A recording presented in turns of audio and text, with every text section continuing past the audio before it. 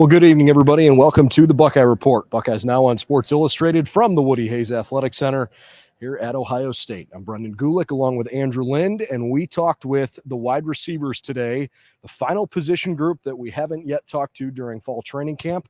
That means we've gotten to the end of it, and now it is time to turn our attention toward Notre Dame. The next time we'll speak with these guys will be on Tuesday next week, and that is officially game week for the Ohio State Buckeyes. So tonight we focus on the wide receivers.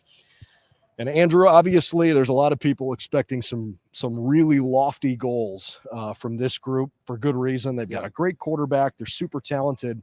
I think the thing that most struck me that any of the guys we spoke to or that Brian Hartline said came from Jackson Smith-Njigba when he was asked about the idea of, do you feel any pressure to try to do better or at least hit the same marks you had last year? And Jackson talked about how pressure is a welcome opportunity and a responsibility, because the alternative is, hey, we're not playing for anything. These games don't mean anything. I think that's a great attitude. Yeah, and I would agree with that. I mean, it's difficult for him to come off of a game, that is a bowl record, and like not just a Rose Bowl record, but any bowl ever record, and kind of live up to those same expectations. But he has obviously embraced those expectations and feels like if he goes out there and does it, game after game after game, like we're expecting of him, that they're going to have a special season.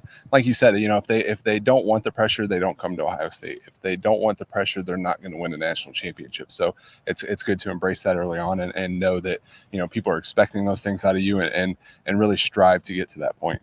Brian Hartline told me after his press conference that, he sort of accepted the role that he's in and he understands the recognition, but he really doesn't love it.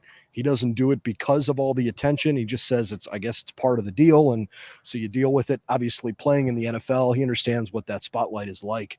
But publicly he said, every guy in my room from a talent perspective, I think has NFL legitimate potential. Mm-hmm. And it's not so much about, hey, which guy can high point a ball and make that 1 out of 100 type play. Yeah. He specified how hard the room works and all the stuff that we as fans get to reap the benefits of when we watch him go out and have fun, but maybe don't get to see every day. I just love the mentality from a guy that said, look, I know what it's like to play here. Yeah. I know what it's like to excel at the next level. This is how you do it. And that's why these kids are here. And we also asked Marvin too, about kind of that same thing of, who would maybe stand out in the room that we're not expecting. And he's like, just look at the roster and you can name pretty much anybody. And I think that kind of rings true to what Brian Hartline was saying, and that, we don't necessarily see it, but they're out there putting together a body of work, in practice. And then when it is their turn, then they're going to step up. I mean, we're kind of forgetting the fact that Ohio State just lost 2 first-round receivers. Like,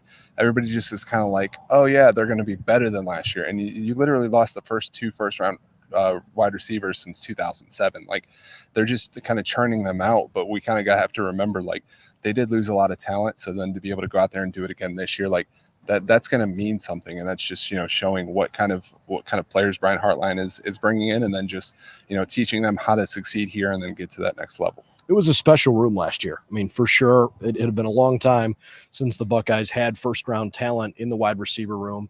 And I think sometimes, when you pair that with the right quarterback, both sides benefit from that. That's part of the reason why C.J. Stroud was in New York last year as a Heisman finalist, because he's really stinking good, and he's got guys that can go make plays that most other guys can't make, right? So they make each other better. But there is, in my opinion, a reasonable and fair hype around this room, because Jackson Smith-Njigba had the year that he had and had the final game of the season that he did. Emeka Egbuka and Julian Fleming were both the number 1 recruited wide receiver in the country in their respective recruiting classes. Marvin Harrison Jr. has shown outstanding ability. He is, truly elite athleticism at this level.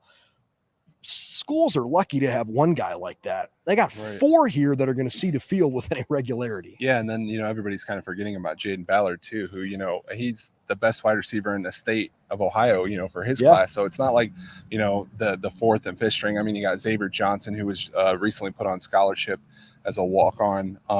He's somebody who could come in and bring a lot of leadership to that room. And we're forgetting about Cam Babb too. Obviously he's a captain dealing with injury, but the talent is there. He was a top 100 recruit coming out of high school, and if he can get healthy and stay healthy, like this is a very deep room, and I think that CJ and the offense is just going to benefit from that.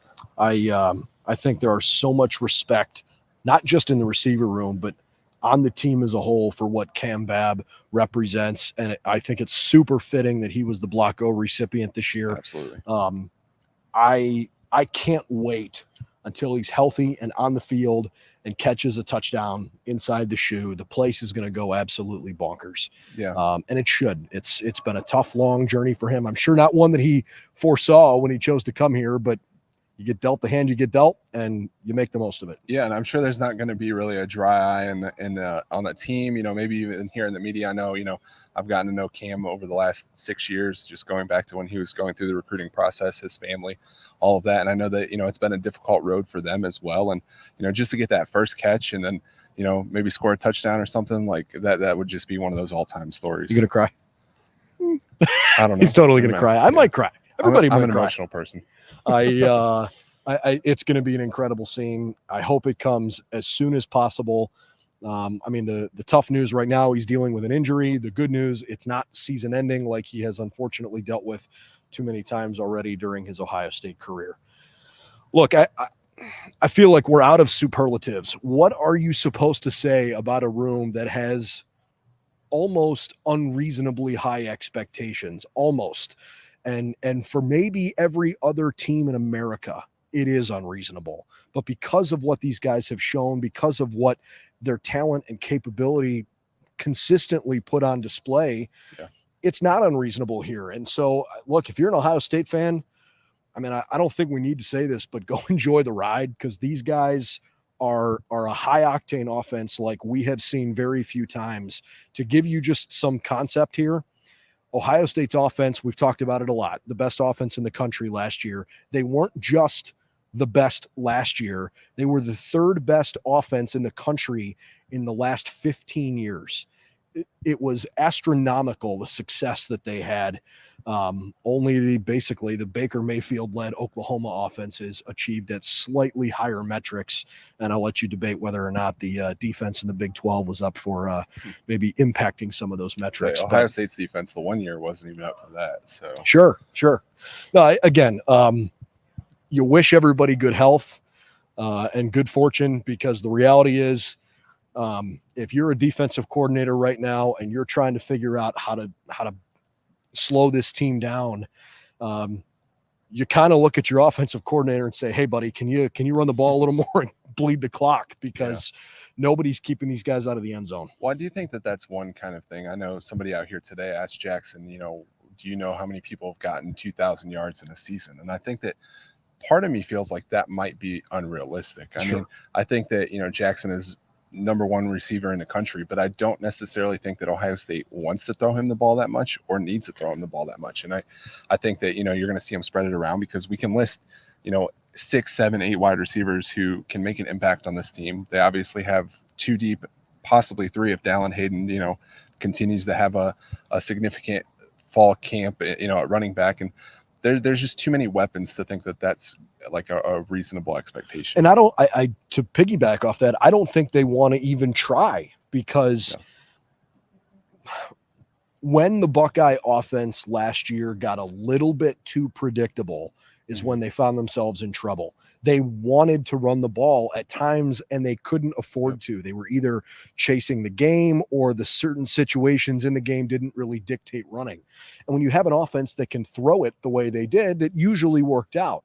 But keep in mind too, the number of 3 or 4 play 70 or 75 yard scoring drives they have. It happens all the time. The Buckeyes are never going to win a time of possession battle because they score too fast. And I think it's probably difficult for guys to break too many of those crazy thresholds based on that kind of play. Well, and if you look at, those offenses, it's going to be, typically the throw it all the time offense. It's not like I expect Travion Henderson to go out here and break Barry Sanders' record for yards in a single season, because they're not going to run the ball that much. And I think it's just a matter of, you want Ohio State to be balanced. Like, they're going to win the games that they're balanced. They're going to beat Michigan when they outrush Michigan. Like, there are very clear statistics that favor, Ohio State winning games, and they're going to stick to that narrative. We did also talk to Parker Fleming today and some of the special teams guys. The most notable thing that came out of that today was that Bradley Robinson, the team's long snapper, had, and I honestly don't think this is hyperbole, I think he had the longest press conference of any student athlete or coach we've had this entire camp. It was at least 20 minutes long. I don't even know how much of it was about football. They were clearly having fun. Good for him. He's been here playing longer than most people have certain jobs. In other news, he's now an 8th-year senior because he was interviewing that long. Yeah, I mean, just, God bless the kid. 7 years in college, and he's on scholarship, so it's not like he's racking up, $1 million in debt.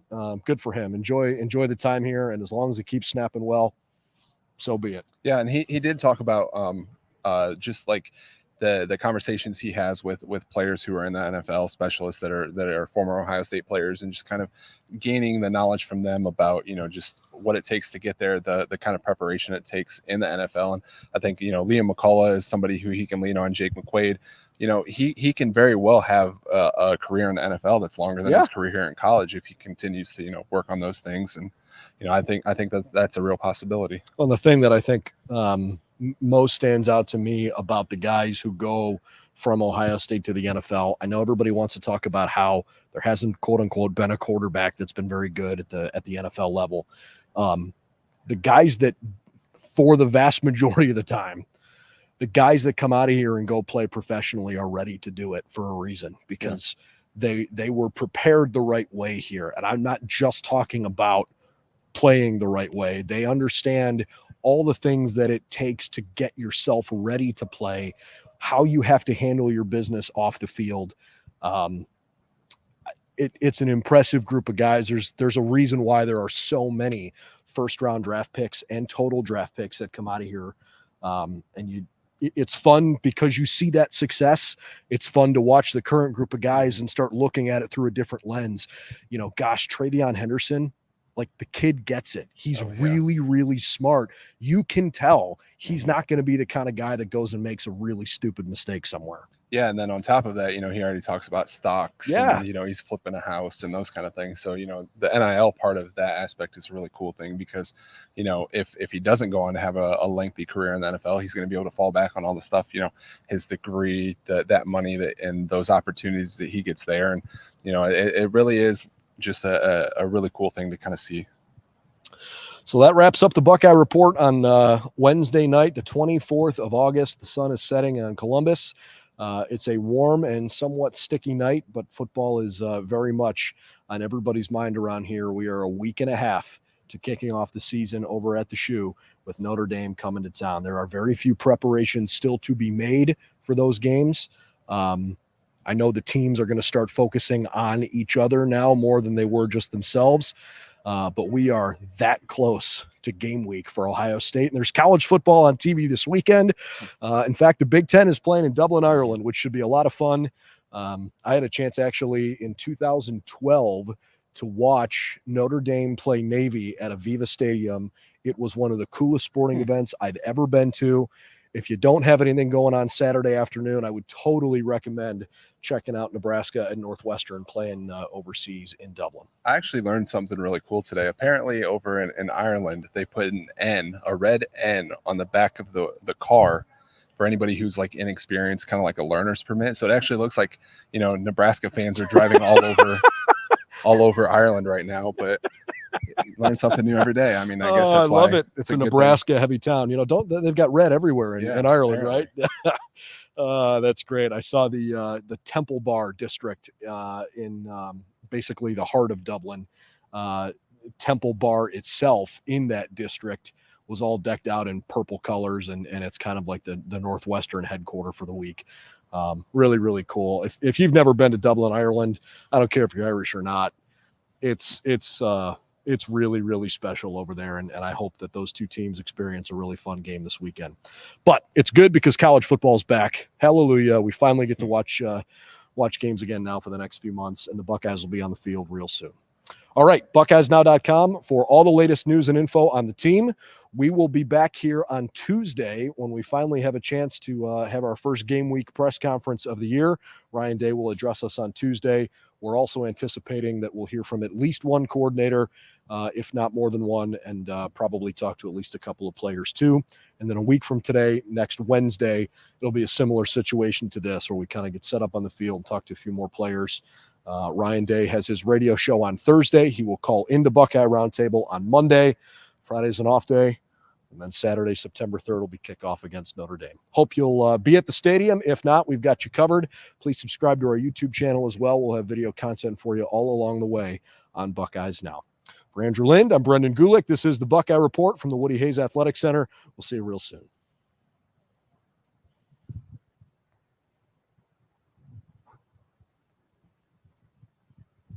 I just pulled that right.